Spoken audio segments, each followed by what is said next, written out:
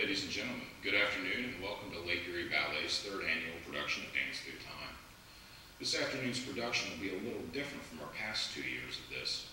While we will, as in the past, showcase classic ballet pieces of the past 150 to 200 years, this year we're going to explore the origins and development of dance from vastly disparate areas of the globe and through greater depths of time. Before going into this, I've been asked by our house manager to remind everyone to turn off their cell phones. Apparently cell phone reception plays havoc with the microphones, and I already have enough trouble with this equipment as it is. To paraphrase Nietzsche, life without dance would be a mistake, and this sentiment seems to hold true both in the anthropological and to some degree the archaeological record. Dance, unfortunately, like so many things, does not preserve in the archaeological record, but there is some anecdotal or circumstantial evidence for dance in prehistory, most often preserved in cave paintings and rock arts from the Upper Paleolithic of Europe, and also from parts of North and South America, Asia, Africa, and parts of Australia. Generally, most of this material is not thought to date to much before 35 or maybe 40,000 years ago, but it seems to be a safe guess that dance is at least as old as our species, Homo sapiens sapiens, if not older. As we move forward in time into modern time periods or times when anthropologists have actually studied so-called primitive cultures, we see dance becoming a very common aspect of cultures. In fact, to my knowledge, there's never been any culture that's been studied that has no dance tradition. Dances are traditionally, in these cultures, used as a way to celebrate their lives. Great events, good hunting events, disasters, miracles, and are often used as a way to showcase the exploits of their shamans. Shamans, also sometimes known as witch doctors, though it's not really an accurate term, often act as part-time religious practitioners, leaders, general counselors, and the go-to person for tribes. Shamans can be both males and females. Shamans are often in and of themselves pretty strange, and oftentimes this strangeness is exacerbated by the ingestion of various kinds of psychotropic drugs. So through our cultural training, looking at them from our modern society, shamans are a little freaky, but within their own cultural framework, they're considered normal. Their behavior is a desirable aspect for shamans. We actually happen to have with us tonight the powerful shaman, Hasiwe. He's agreed to come and talk with us about a dance. Before I ask him that on stage, just be prepared, he's a little odd. Hasiwe, could you join us?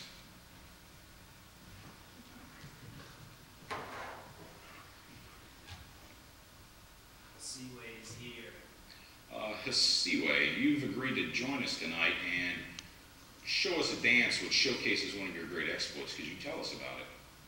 Yes. Many years ago, a terrible sickness came to Hasiwe's village. Many were struck down. Hasiwe knew it was evil, and that an evil shaman was driving the spirits to hurt Hasiwe's village. Hasiwe called to the spirits and powers and turned into an eagle. He searched and found tracks from across the river. He knew it was the evil shaman Washa Shoot. Hasiwe enlisted the help of young women in his tribe because he knows that women are tricky and powerful and dangerous. Yeah. Hasiwe found Washa Shoot, and we fought. Washa Shoot used evil magic to hurt Hasiwe, but Hasiwe was victorious. So your dance tonight will show us this battle? No, it shows nothing at all. It is just a battle. Hasiwe must dance it from time to time so that Washa Shoot stays defeated. So that he stays defeated? Yes. It reminds the spirits of what happened here so they do not allow Washa Shoot to regain power. I see. Well, please do the battle.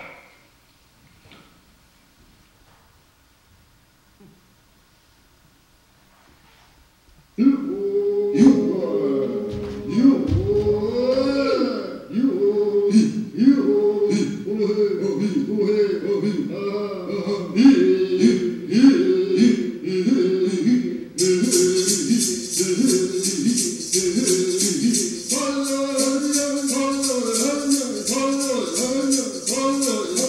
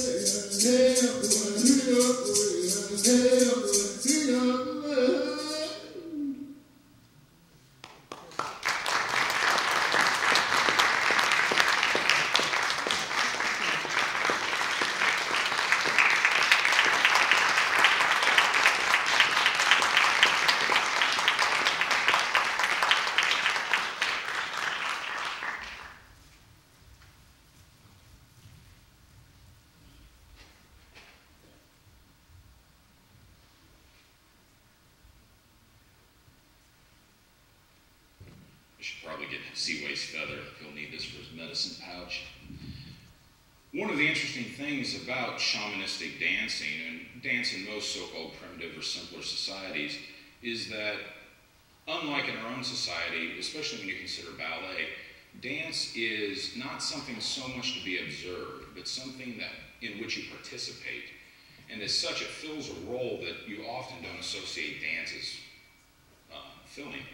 Specifically, dance can, in many of these societies, acts as a form of magic, specifically what anthropologists refer to as imitative magic, that by Hasiwe imitating his battle with this enemy shaman, it's much more likely that he'll be able to keep that shaman defeated. The same thing holds true in hunting dances. Oftentimes people in these societies will imitate hunting events in the belief that properly imitating them will make them that much more likely to happen. I think it's important to note that while all modern Native American cultures do have a highly varied and rich dance tradition, in many cases what you actually see is probably not what you would have seen had you been here prior to European contact with Native Americans. Due to population decline, due to the spread of diseases introduced by Europeans, warfare, and so on, and then the cultural assimilation, a lot of the movements that we see are not truly traditional. So if you were to actually go to a Plains Indian powwow, while you would see some phenomenal dancing that is Native American, it's probably quite a bit different from what you would have seen if you had walked through North America, say 500 years ago.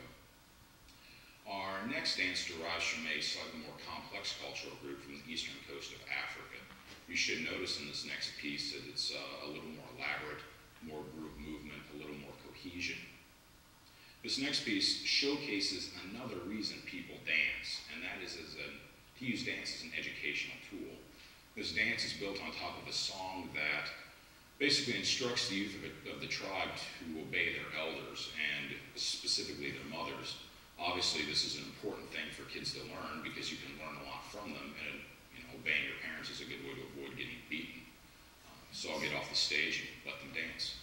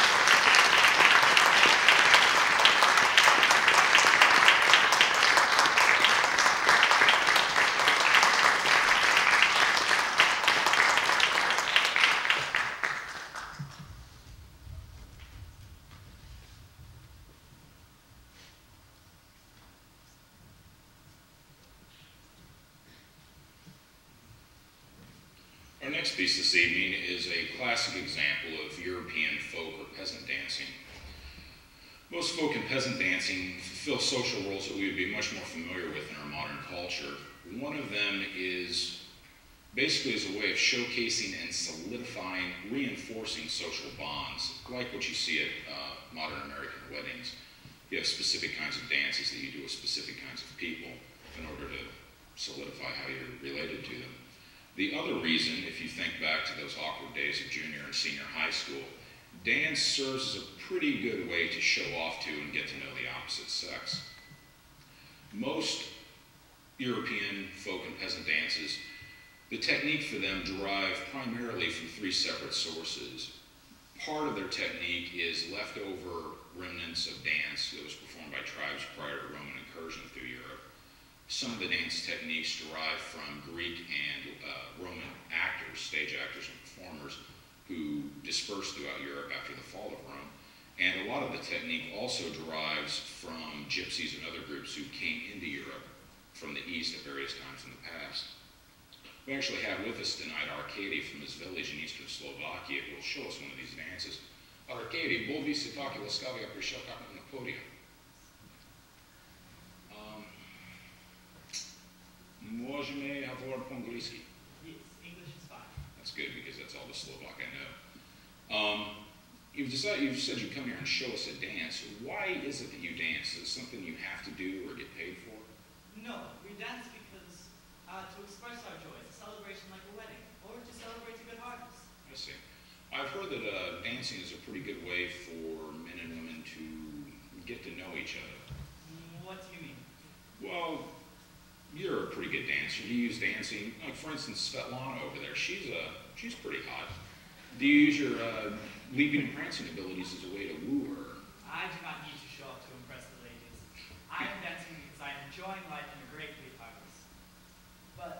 Shawn is cute, and I do have impressive leaping. Let's see. Well, why don't you put your money where your mouth is, and let's see what you can do. Sure. Thank you.